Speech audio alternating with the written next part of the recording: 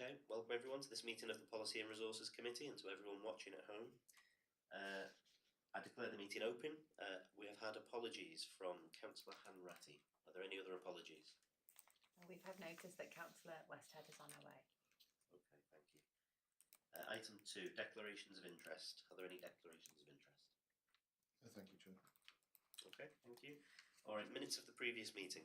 Are there any matters arising from the minutes? No, can we approve the minutes? Agreed. Okay, thank you. Item 4, the Corporate Risk Register, the October to March update. Chief? Thank you. The purpose of the report is to inform members of the current risks contained within the Corporate Risk Register, including any updates from the period October 24 to March 25, and it's recommended that members approve the Corporate Risk Register update for that period. As members are aware, it's good practice to review the internal and external risks to the delivery of services by MFRA.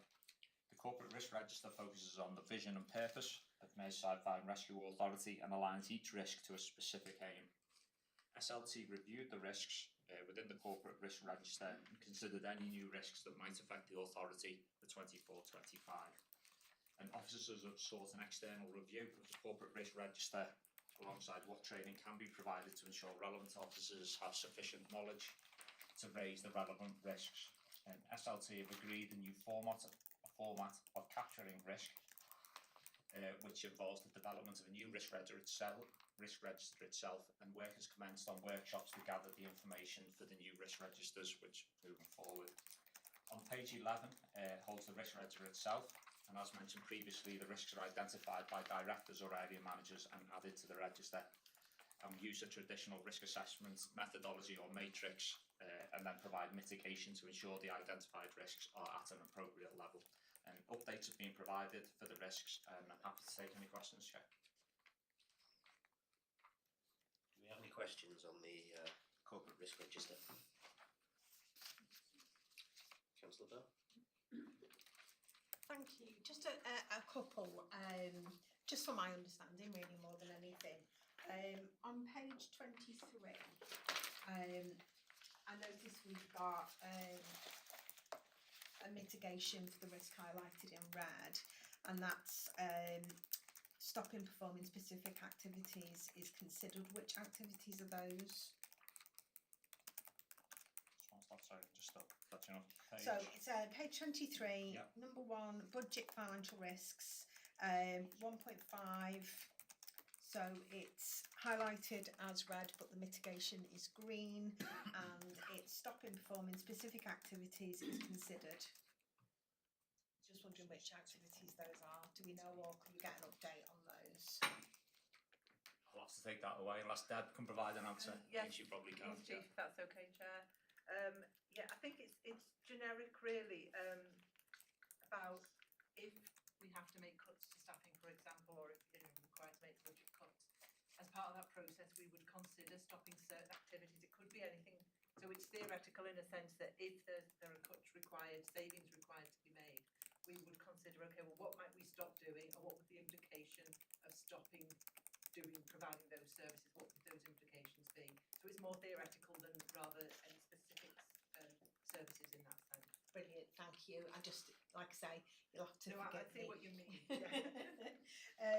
And then the next one, again, this is my understanding here, so please forgive me, and it's page 61.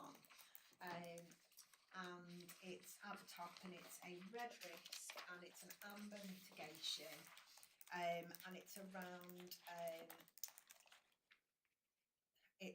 it's the wording more than anything. So it's section 1316 arrangements are maintained to supplement internal resilience arrangements. Can you just kind of tell me what that means? Yeah, sure, no problems. So 1316 arrangements are a statutory duty under the Fire and Rescue Act, and that's how we support cross-border each other in service to service, or we actually cede areas to each other. Examples would be areas on the fringe of Merseyside, so So the other way around, areas that are on the fringe of Cheshire that we can respond to quickly. So Cheshire as a fire authority will see those areas for us to provide response to, and we constantly monitor that through the operational planning departments upstairs to make sure that we can continue those arrangements. Oh, brilliant. So that would be like areas like Newtley Willows, Yeah. which borders different areas. Yeah. Perfect. That's great. Thank you so much. Yes, thank you. On 1316 arrangements, that's also, whilst we call across border for assistance, at the edge of the Wirral and Lancashire, it also deals with the recharge, so that they will charge us when we go across the border. We will, or the other way around, we will get money back when we send our people across the border. And so there's a recharge, and there's also a legal requirement to give support across border as well, in those cases. Thank you. Any other comments? No? Okay. Alright, well, the recommendation is that we approve the corporate risk register update. Is that agreed? Thank you.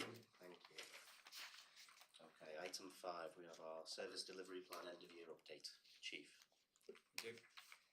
The purpose of the report is to request that members scrutinise the performance of Merseyside Fire and Rescue Service against the objectives and the performance target outcomes as set out in the Service Delivery Plan 24-25 for the period January to March 25. And it's recommended that members approve the attached Service Delivery Plan reports, appendices A to K, for publication on the website.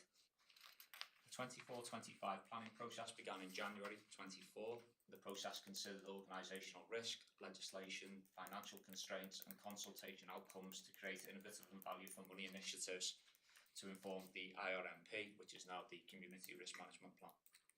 The Service Delivery Plan Performance Report for 24-25 is the document that reports and updates on functional plan action points and key benchmark performance indicators. And reporting is provided on a regular basis to members through the authorities' committees. Page 81 contains the Community Risk Management Plan 24-27 action updates, and then the HMI action points and progress against them are contained on pages 89 to 112. And as members are aware, the inspectorates are due physically in the service in late September, which we're all busily preparing for at the moment. The Service Delivery Plan End of Year Report is contained on pages 113 to 126. And if we could just highlight a few areas, initially on page 114, which is calls received by fire control, they are up. However, nearly 90% of those calls are being delivered within the 10-second benchmark, which is really pleasing. And on page 118, unfortunately, we've responded to 7 fatalities in accidental dwelling fires, but just to assure members that any fatalities investigated thoroughly by our own staff here, and any findings that are found within those reports are played into either our prevention targeting or reviews to our response to those incidents. On page 124, although still relatively low, sickness is above our challenging target of 4%. There's always work ongoing on this area. However, we discussed it at this SLT last week, and we've asked for a specific piece of work to take a review of all of sickness and how we are monitoring ourselves and just questioning ourselves to make sure that we're getting that right. Although sickness is still relatively low across the board, and as a comparator with other areas within the UK, it's still above our own challenging targets of 4%, as I say. The remainder of the papers at the back of the report are our individual functional plans, but I'm happy to take any questions on them. Thank you. Okay, do we have any questions on the service delivery plan? Councillor McManus. Thank you, Chair. Just leading on from that sickness, you clump everything together on sickness, but are you able to separate it out of those injured whilst working and those who are sick? Yeah, we do. We have a really thorough container within the health and safety and welfare reports that we provide. It is all separated out. The health and safety department and the occupational health team upstairs have all those facts and figures that we can certainly get to you. It is, we do scrutinise it really quite heavily, and we can take it really into quite a level of detail. Thank you. Any other questions? Councillor Bell? Me again. Sorry, I've got a few. I do apologise. So 115, and I think we see it through quite a few of the graphs illustrating the calls and the call outs, and we can see that, you know, there's peaks. There's been an increase around the bonfire period, so across those this year. So I'm just wondering, is that impacting how you were going to prepare for this coming bonfire period? Because I know you do brilliant work. I know the service do amazing work with local CSPs, local authorities, the police. But I'm just wondering whether, you know, collectively you're looking at it different this year in response. Yeah, so it's actually predominantly around prevention departments who look at it, and Operation Banger that we work predominantly with Merseyside Police, and the work has already started this year on planning for Banger. We believe it started for November, but it takes that amount of time, and we do review it each year. You're correct, it went up last year, and there's a few specific areas that we're focusing on this year. Certainly on the Wirral, last year there was some huge bonfires that were set up, and there's quite a lot of other issues around that area, shall we say. So we're having specific meetings with all the local authorities and the police about how we can deal with that moving forward, and maybe change a few areas this year, but that works going forward at present.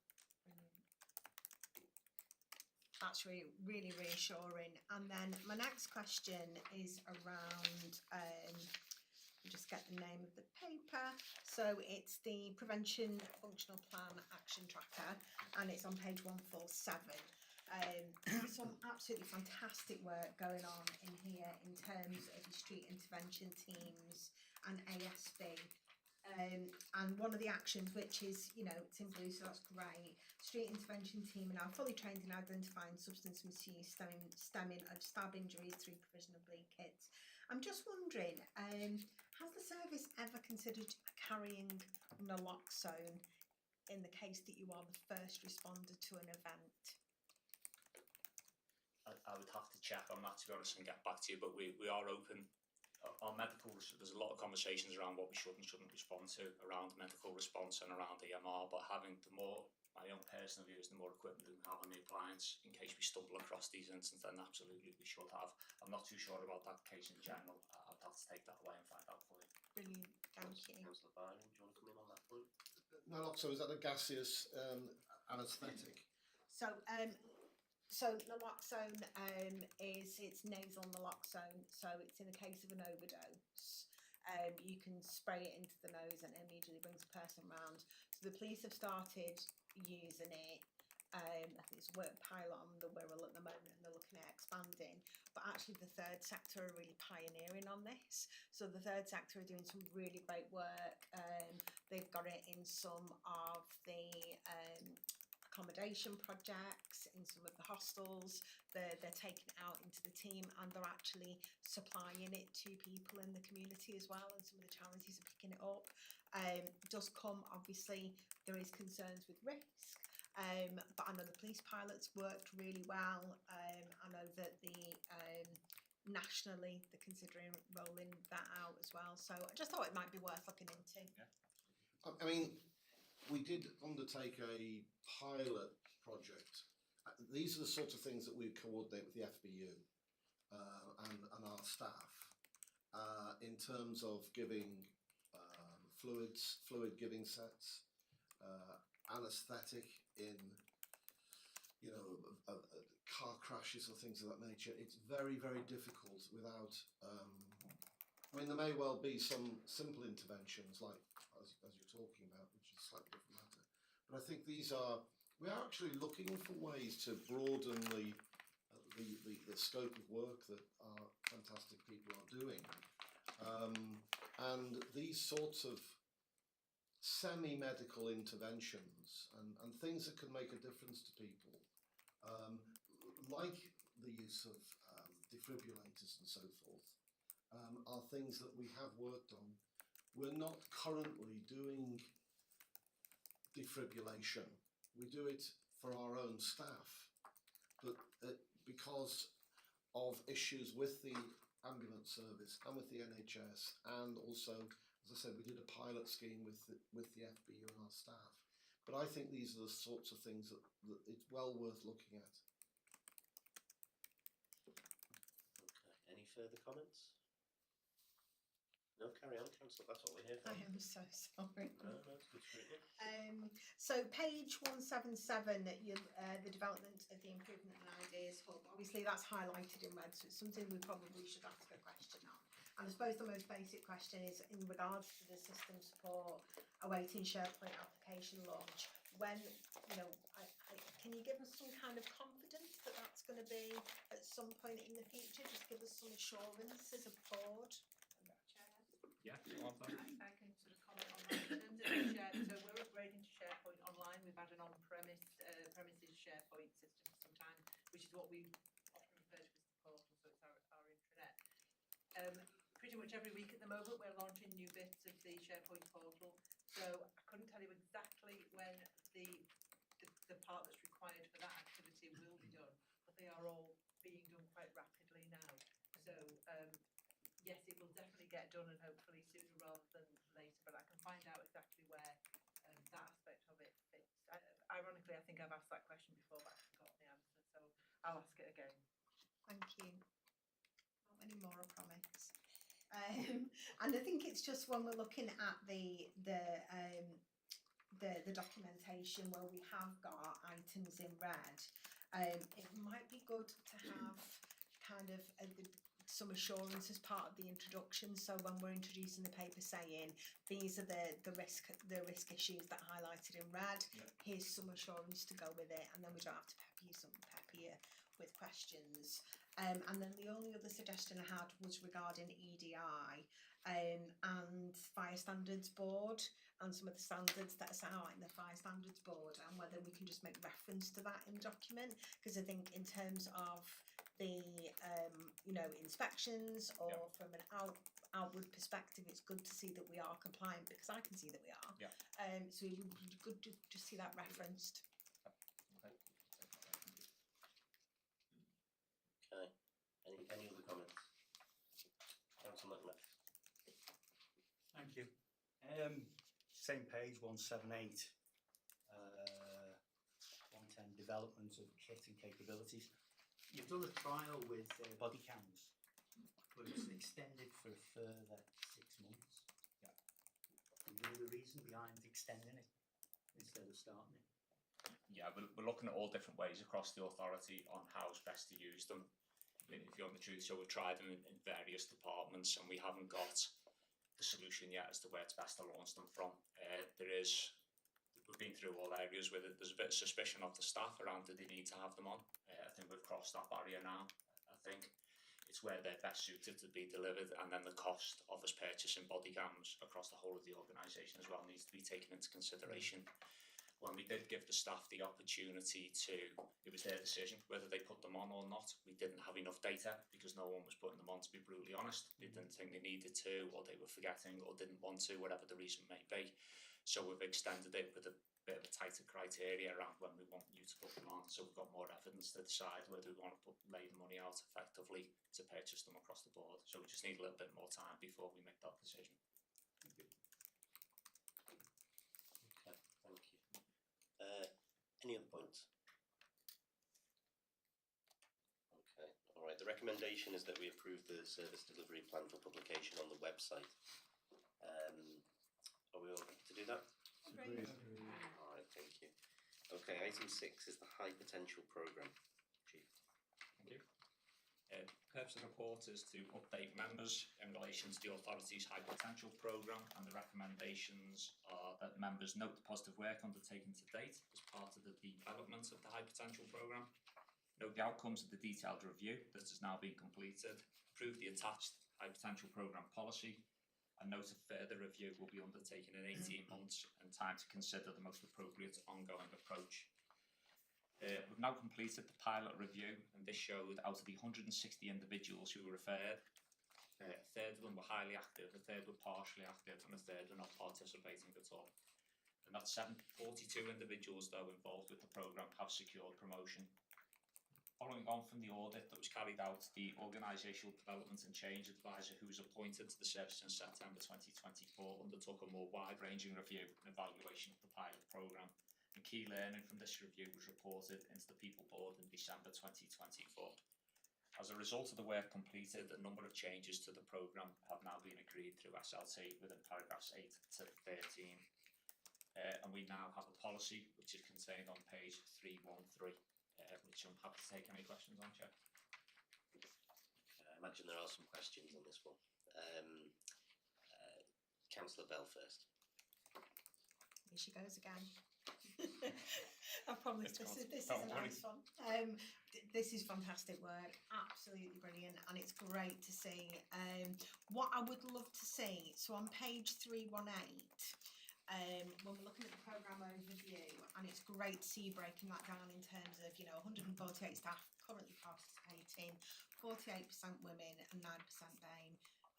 What would be great is if the next time we report this, if you can give us the percentage of those people as a percentage of the force. Yeah. So then we can look at, okay, 40%, 48%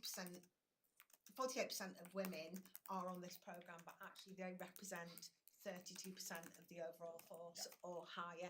And so you just got a better comparison to look at, well, okay, if we're not getting a representative amount of candidates on the programme, what work can we do to kind of boost that number up as well? Councillor Byron. Yes, thank you. Nationally, there is a direct entry scheme with people coming from all sorts of different sectors, military, so forth, and coming straight in with no real experience of the fire service. And I've lobbied against this nationally, and so this identifying our great people, giving them the skills and tools, and feeling that they're being brought forward and they're being given worth and they're being helped and assisted is I think a far better way. You've got graduate entry, but we've got every recruit course we have, and I talk to our new fantastic firefighters. So many of them are coming through with degrees. Master's degrees, all sorts of stuff. We've got some great, fantastic people. We need to give them all the tools to, prepare them for middle and upper management in the future. And we've got in Merseyside, as we know in some recent appointments, the stars of tomorrow in the UK fire service. And I think this is a fantastic thing, and it is something that's very well worth us investing in. And investing in our people, and our people knowing that we're investing in them.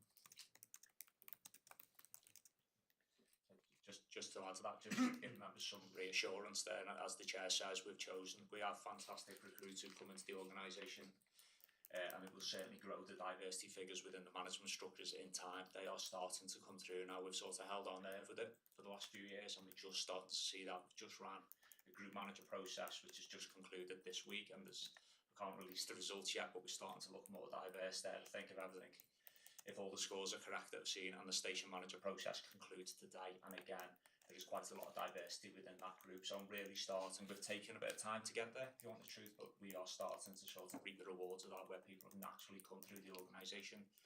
With a bit of high potential programme, a little bit of support, but they are starting to come through now, and in time will be a completely diverse senior management team. It's just going to take a little bit of time, but we are really getting there now.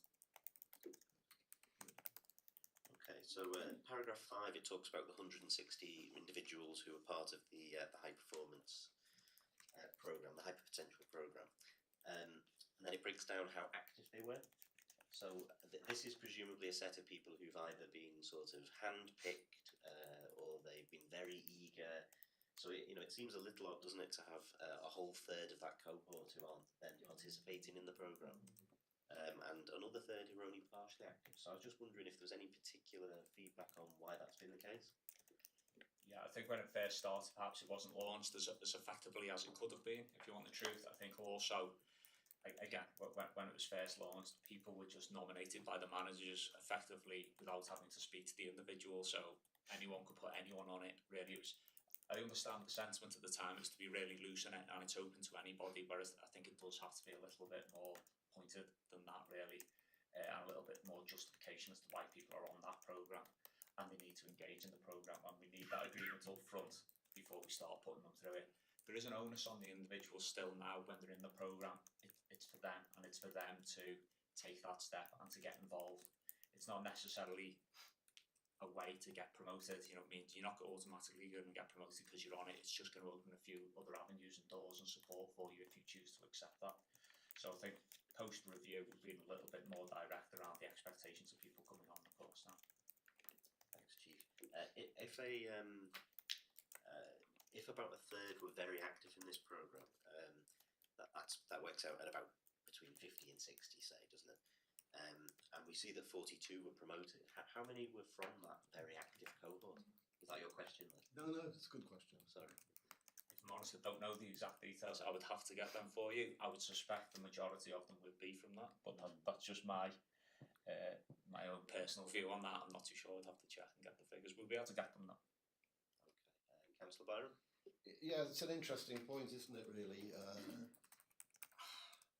And after the event, we've gone through, you know, we've refreshed our top team here, and flushing through the system, absolutely fantastic, giving opportunity for people to step up to, you know, promotion. But it is interesting to see whether our planned promotion development has actually worked out. So be interested to see that after the event. And in parallel with this, and some discussions I've had with the Chief and others, has been about the national executive leadership program, which is it's been something that's been around. We used to have, members, a national scheme called the Brigade Management Course, and in order to become a chief, you had to have done this training. Now that was taken away some years ago, as it was seen as a barrier to you know, more gender efficiency and equality. But I think personally, I think a number of people are feeling that it's not working to its maximum, and there is a review going on at the moment about the executive leadership program. They're looking at having a review of that, and again, some of our potential leaders of the future would be nominated by us to go onto this formalised course. It's run, well, it used to be run by one of the universities in the south of England, southwest of England, and there's a whole plan to look again. So in parallel with what we're doing internally in Merseyside, there are some other things that are provided nationally that would try and take our people, prepare them to be the leaders of the entire service in the future, and that's very good. It's good for us, good for the rest of the country. Just come in there as well, just very briefly as well. As we move forward as an organisation over the next few years, recruitment is going to slow, I think, because the figures, we've been driven really high recruitment recently because the retirement profile of the organisation, that will slow. And with that, promotion will slow because people aren't leaving it. Those opportunities won't be there in maybe 3 or 4 years' time that are there now. They'll be there, but not as many. And I think partly what this programme is about as well is we need to, it's lateral progression. So we have progression going up and down the organisation, predominantly up, not coming down unless you're badly behaved. But lateral progression really is about how you are developing within your role and getting better at what you do. It's not necessarily about getting promoted, and that's an area I'm really keen to focus on over the next few years, so keeping people content in the roles that they are in, but looking at that lateral progression. Can we put more into that role? Can we develop them further? And that's going to be really important as an authority as we move forward. Thank you. So this is a programme that I think is very helpful, and which I'm glad that we have at work. It's putting forward people who show the inclination and the talent, and making sure that we spot people who can move forward into different roles. It's absolutely a good idea to have this. There isn't a but. But on paragraph 23, it does talk about the feedback to the scheme and the nomination criteria. There could be a suspicion, couldn't there, that if the process isn't fully transparent, if we don't have a set of objective criteria, that there could be, it could be a little bit opaque, why people are being chosen to go onto this scheme. And that's a perfectly reasonable and understandable, critique to have. I'm glad that this new criterion has been devised. I'd like to know what it is. And I'd also, I think it's right to be very open and to have these set of objective criteria published widely so that people know how to get on to the high potential programme. You know, if they show an inclination to do so. So I was just wondering, do you know what the new criterion is? And is there a bit more about how open we can be with this? I don't know the criteria off the top of my head. I'm sure it'll be available on the portal, so all the staff will be able to get access to it and see exactly what it is. There's no secrets within it. It was just about controlling it a little bit more, because as I say, it was just blindly open to everybody, and everyone was recommending everyone into it really, because they seem like a decent person, and without the individuals sometimes even knowing they're being nominated for it. So it's just generally about controlling it a little bit more, the numbers really more than anything. But absolutely, we can get that for you. It'll be live on the portal, I would think, the internal portal for staff. Okay, thank you, Chief. Any other comments on this item? No, thank you. It's a good thing. It's a good. It is. We love to see the outcome. Okay, brilliant. Okay, can we agree the recommendations? The recommendations are part A, B, C and D. They agreed? Okay, thank you. All right, that moves us on to item 7, which is the Revenue and Capital Outturn Report. Mike. Thank you, Chair. Members have received quarterly updates on budget movements and actual performance during the year, and the last report covered the periods up to the end of December 2024. The purpose of this report is to update members upon the authority's year-end financial position. This includes revenue, capital and reserve budget adjustments made in the last quarter of 24-25 and the actual outturn position for the year and any year-end variances. Recommendations is that members note the actual revenue spend compared to the approved budget delivered a net underspend of 3.936 million before the creation of year-end reserves as outlined in Appendix A1. Approved that this underspend be used to create the required year-end reserves of 333,000 to fund projects that have slipped from 24-25 into 25-26 and increase the general revenue reserve by 200,000 and create a new reserve for carbon net zero of 2 million to contribute towards the cost associated with investing in carbon zero renewables and initiatives and to reduce carbon emissions and reduce energy costs, and increase the capital investment reserve by 1.403 million in order to offset capital cost pressures and reduce planned borrowing to free up revenue budget associated with debt servicing costs. Approve the rephasing of the planned capital spend from 24-25 into future years of 13.899 million as outlined in Appendix B, and approve committed reserves of 13.569 million and a general reserve of 3.9 million as outlined in Appendix A4. The revenue budget movements in Quarter 4 are summarised in paragraph 10 on page 338. There were 2 drawdowns from reserves. One was for retrospective holiday payments, 150,000 in relation to 23-24 overtime, and this reduced the reserve to 0. The other drawdown was from the energy reserve, 172,000, which was fired into the capital programme for the planned LED lighting upgrade for Service Headquarters and the Joint Control Centre. 157,000 was fired from the inflation provision to increase the non-operational staff pay, pension administrator costs and ICT provider costs. The capitalisation of salary relating to smoke alarm installation resulted in a reduction on the salary budget and an increase in the capital budget of 84,000. The remaining adjustments reflected some self-balancing requirements. The table on at the end of paragraph 10 on page 339 confirms the final budget was consistent with the original approved budget of 74.191 million, and the revenue outturn position when compared to the final budget as summarised in the table on the top of page 340 confirms a year-end revenue underspend of 3.936 million. After taking into account the 333,000 of year-end reserves requested by budget managers needed to cover spend on projects and initiatives that commenced in 24-25 but will not complete until 25-26, the 24-25 available underspend is 3.6 million. And paragraph 13 on pages 340 to 342 provide members with an explanation of the major revenue variances for 24-25 that resulted in the 3.6 million underspend, and Appendix A1 to A3 provide a detailed analysis of the revenue outturn position.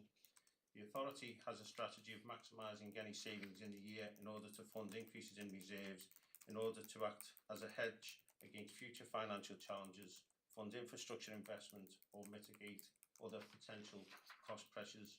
And the report recommends using the 3.6 million underspend to increase the general revenue reserve by 200k, to create a new reserve for carbon net zero of 2 million and increase the capital investment reserve by 1.4 million. After taking into account these reserve requests, the overall revenue outturn position is consistent with the budget. The 24-25 capital budget and outturn position is outlined in paragraph 14 to paragraph 20.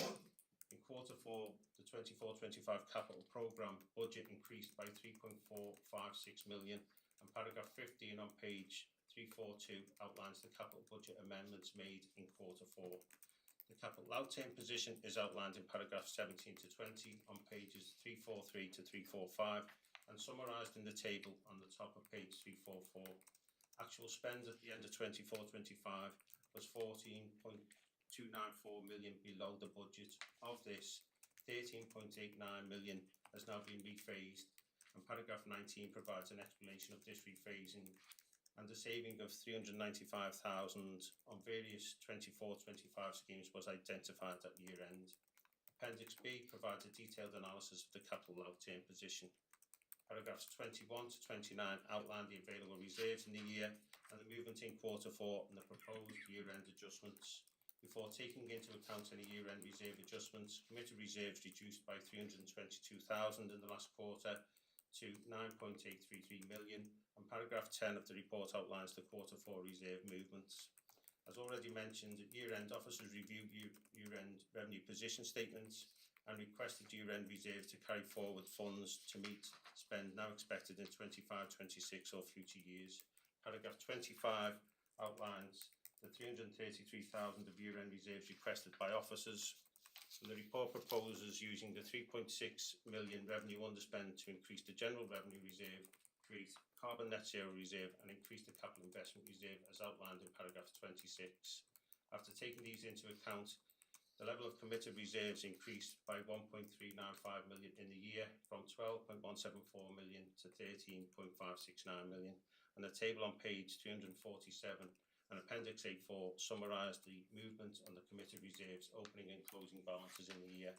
Members are asked to note the actual revenue spend compared to the approved budget delivered a net underspend of 3.936 million before the creation of year-end reserves as outlined in Appendix A1.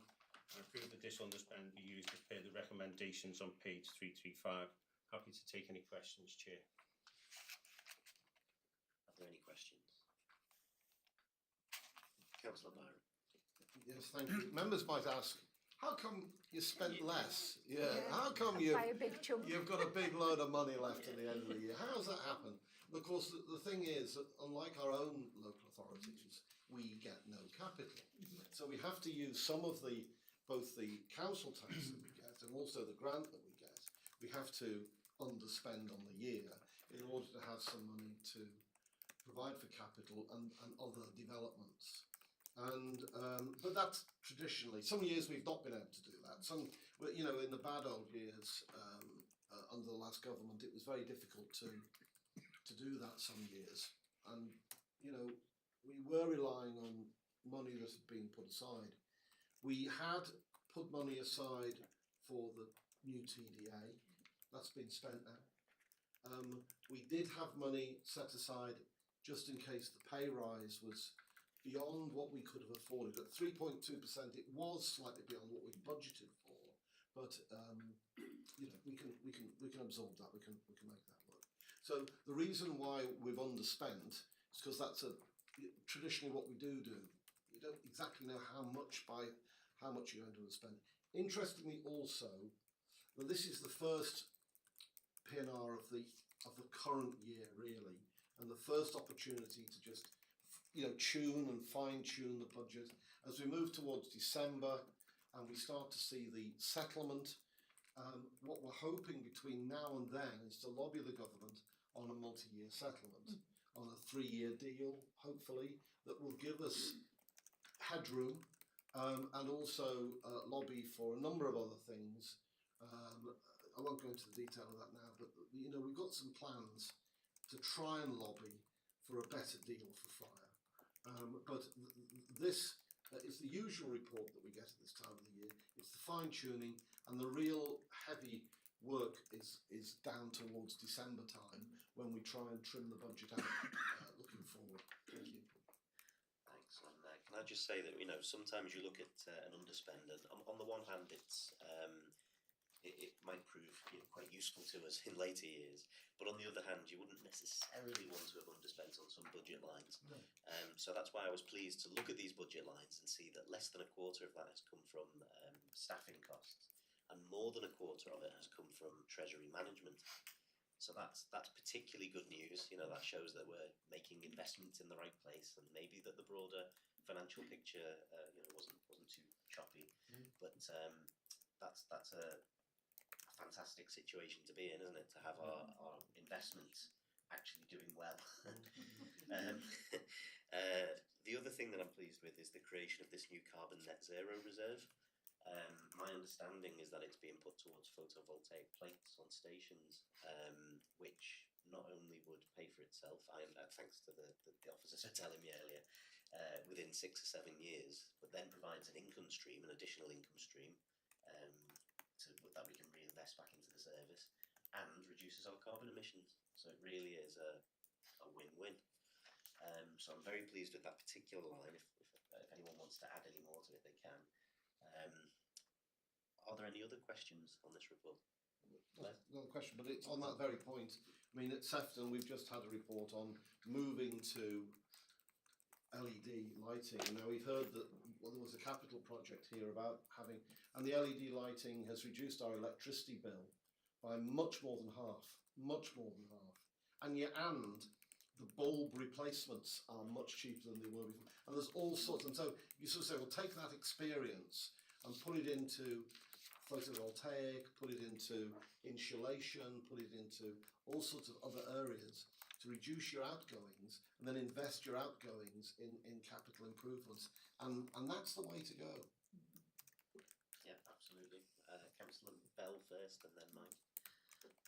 Thanks, Chair. I'm just aware that this is the last item on the agenda, and I just wanted to make a quick point, if that's okay. I just wanted to say how grateful and proud I am that we are seeing such investment and consideration given to things like EDI, staff training, support, supporting our communities, and also that push for net zero and that investment in net zero in a political climate where we are having to argue the points to do these things politically. I'm glad to see that our uniformed services are pressing ahead with the job at hand and doing what's right for us and our community. Thank you, Chair. Just to elaborate just on the 2 million net carbon zero reserve. So initial feasibility work has been carried out with North West Net Zero Hub. This is a regional programme to promote investment in energy projects, and it works with the public sector organisations to improve the business case for their energy schemes. Of the £2 million, £1.7 million of the investment will be in solar panels, and the additional £300,000 is for decarbonisation, so taking out the old gas boilers and heating systems. Any balance of that reserve will go towards electric charging points. And as you stated, it's an investor-saved project with potentially 6 to 7 year payback period. Just for members' awareness, we do currently have some solar panels. So we've got solar panels on the Training and Development Academy, Speke Fire Station and Old Swan Fire Station. We have solar panels on service headquarters, although the intention is to increase the number of solar panels on service headquarters. And then the intention is to roll out electric charging points on all the stations over the next couple of years in line with the purchase of new hybrid vehicles. Thanks, Chair. Thanks very much, Mike. That's really helpful. Okay, so the recommendations then. We've got recommendations A, B 1 through 4, C and D. Are we happy to accept those recommendations? Agreed. All right, thank you. And that takes us to the date of the next meeting, which will be our pre-Christmas meeting on the 11th of December. Someone's going to have to bring the mince pies.